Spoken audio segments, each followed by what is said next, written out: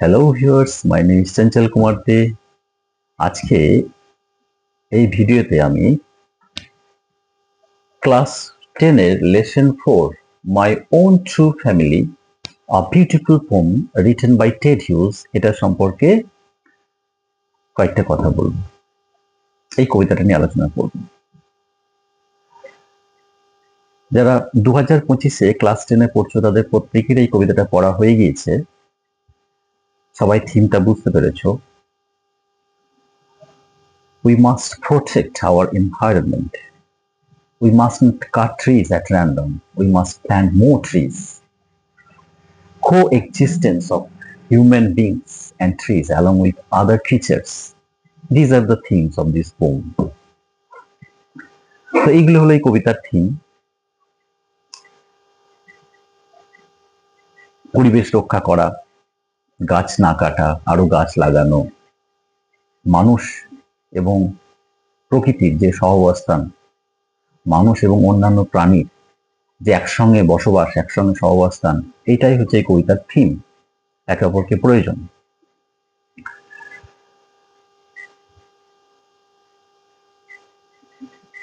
আমরা ট্রিজ ছাড়া, নেচার ছাড়া চলতে পারবো না, বাঁচতে পারবো না।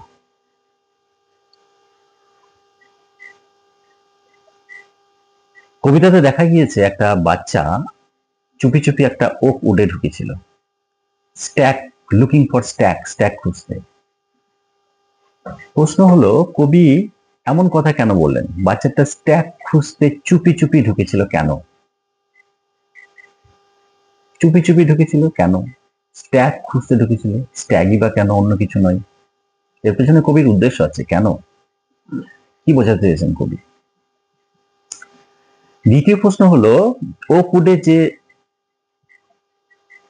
বৃদ্ধা মহিলাটির সঙ্গে বাচ্চাটির সাক্ষাৎ হয়েছিল, দেখা হয়েছিল, ছেঁড়া বস্ত্র পরেছিল, হাতে আঁকা বাঁকা লাঠি ছিল, ওই বৃদ্ধা মহিলাটা কে? তার এমন দুরবস্থাই বা কেন? কি জন্য তার এরকম অবস্থা? কে করলো? তৃতীয় প্রশ্ন হলো, যেই মহিলাটি তার ব্যাগ খুললো, সঙ্গে সঙ্গে ছেলেটি টুয়াইস অ্যাওয়েক হলো। মহিলাটির ব্যাগে কি ছিল? কি দেখিয়েছিল? তার ব্যাগের মধ্যে থেকে বের করে কি এনেছিল যেটা দেখে ছেলেটা টুয়াইস অ্যাওয়েক হলো? তার ব্যাগে কি ছিল? এমন কি জিনিস সে ব্যাগ থেকে বের করেছিল, ব্যাগ থেকে দেখিয়েছিল, যে ছেলেটি টুয়াইস অ্যাওয়েক হলো? হ্যাঁ, আর টুয়াইস অ্যাওয়েক বলতে কবি কি বুঝিয়েছেন? টুয়াইস অ্যাওয়েক তাহলে ফার্স্ট টাইম কখন অ্যাওয়েক হয়েছে? টুয়াইস অ্যাওয়েক তো এখন হলো ব্যাগটা খোলার সঙ্গে সঙ্গে। টুয়াইস অ্যাওয়েক বলতে কি বুঝিয়েছেন? ফার্স্ট টাইম অ্যাওয়েক কখন হয়েছিল?